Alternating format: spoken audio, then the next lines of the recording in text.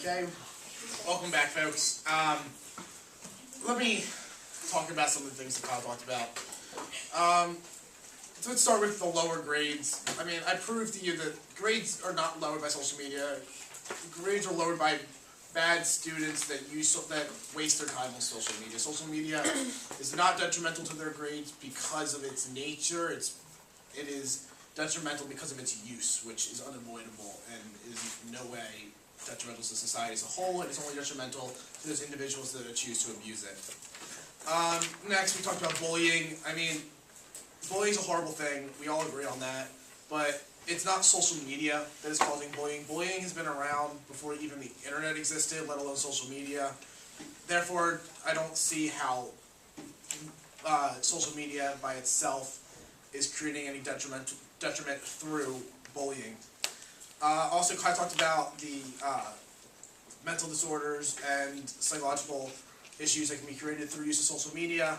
Well, there is also many mental disorders and psychological problems that can be solved through social media.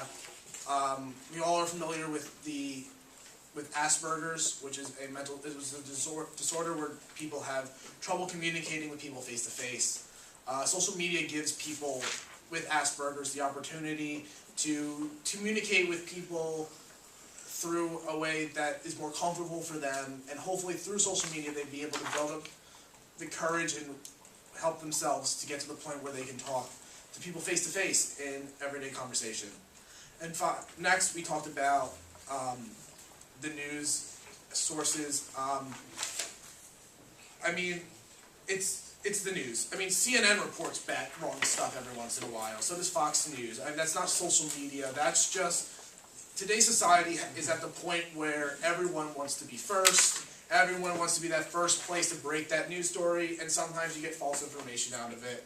Social media is not the reason for that. Social media might have quickened that a little bit, but just as you can get something out on TV just as fast as you can on the internet.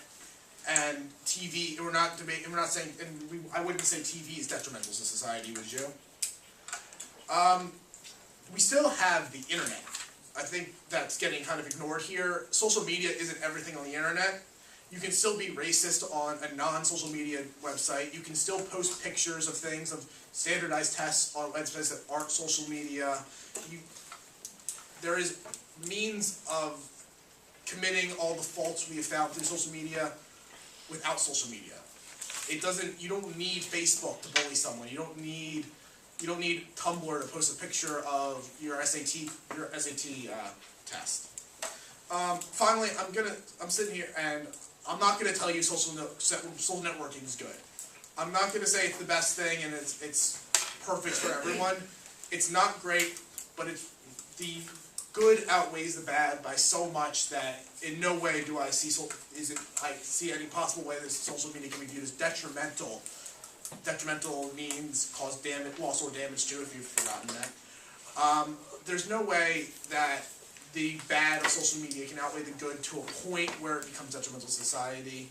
So I leave you with this: let the people share because you care. One love.